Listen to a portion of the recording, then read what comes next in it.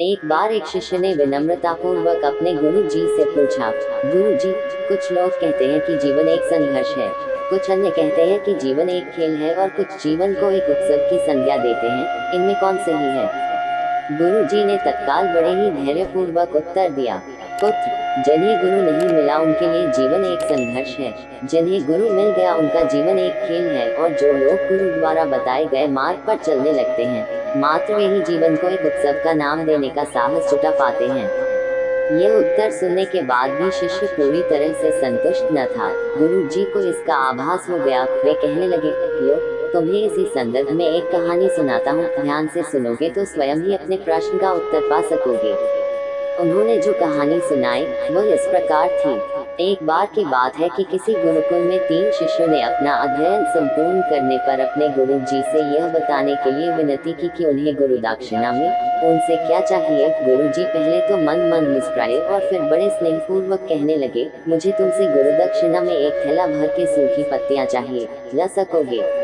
वे तीनों मन ही मन बहुत प्रसन्न हुए, क्योंकि उन्हें लगा कि वे बड़ी आसानी से अपने गुरु जी की इच्छा पूरी कर सकेंगे। सूखी पत्तियां तो जंगल में सर्वत्र बिखरी ही रहती हैं।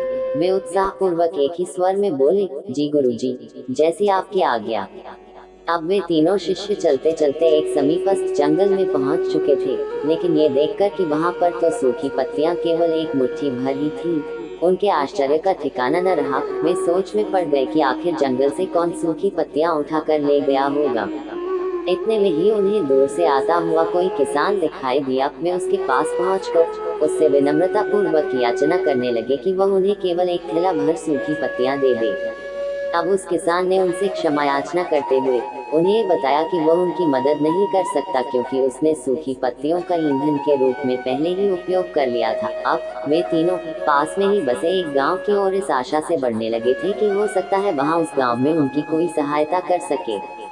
वहां पहुंचकर उन्होंने जब एक व्यापारी को देखा तो बड़ी उम्मीद से उससे एक थैला भर सूखी पत्तियां देने के लिए प्रार्थना करने लगे, लेकिन उन्हें फिर से एक बार निराशा ही हाथ आई, क्योंकि उस व्यापारी ने तो पहले ही कुछ पैसे कमाने के लिए सूखी पत्तियों के दोने बनाकर बेच लिए थे। लेकिन उस व्यापारी ने उदारता दिखाते हुए उन्हें एक बूढ़ी माँ का पता बताया जो सूखी पत्तियां एकत्रित किया करती थी।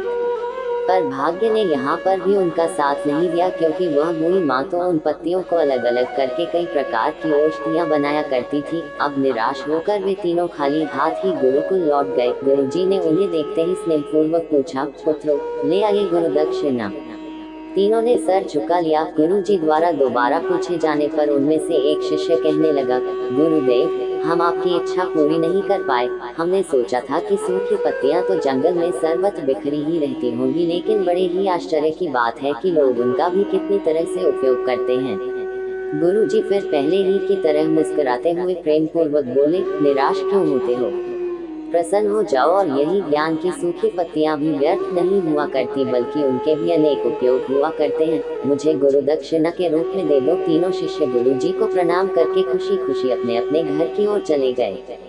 वह शिष्य जो गुरु जी की कहानी एकाग्रचित होकर सुन रहा था, अचानक बड़े उत्साह से बोला, गुरु जी, अब मुझे अच्छी तरह से ज्ञात हो गया है कि आप क्या कहना चाहते हैं। आपका संकेत वस्तुतः इसी ओर है, न कि जब सर्वत्र सुलभ सूखी पत्तियां भी निरर्थक या बेकार नहीं होती हैं, तो फिर हम कैसे किसी भी वस्तु या व्यक्ति को छोटा और महत्वहीन मानकर उसका तिरस्कार कर सकते हैं। चींटी से लेकर हाथी तक और सुई से लेकर तलवार तक सभी का अपना अपना महत्व होता है। गुरु जी भी तुरंत ही बोले, हाँ पुत्र, मेरे कहने का भी यही तात्पर्य है कि हम जब भी किसी से मिले तो उसे यथायोग्य मान देने का भरसक प्रयास करें, ताकि आपस में स्नेह, सद्भावना, सहानुभूति एवं सहिष्णुता का विस्तार होता रहे और हमारा जीवन संघर्ष के बजाय उत्सव बन सके। दूसरे, यदि जीवन को एक खेल ही माना जाए तो बेहतर यही होगा कि हम निर्विक्षेप, स्वस्थ एवं शांत प्रतियोगिता में ही भाग लें और अपने निष्पादन तथा निर्माण को ऊंचाई के शिखर पर ले जाने का अथक प्रयास करें। अब शिष्य पूरी तरह से संतुष्ट था। अंततः मैं यही कहना चाहती हूँ कि यदि हम मन, वचन और कर्म इन तीनों ही स्तरों पर इस कहानी का मूल्यांकन करें, तो भी यह कहानी खरी ही उतरेगी। सबके प्रति पूर्वाग्रह से मुक्त मन वाला व्यक्ति अपने वचनों से कभी भी किसी को आहत करने का दुस्साहस नहीं करता और उसकी यही ऊर्जा उसके पुरुषार्थ के मार्ग की समस्त बाधाओं को भर लेती है। वस्तुतः हमारे जीवन का सबसे बड़ा उत्सव पुरुषार्थ ही होता है, ऐसा विद्वानों का मत है।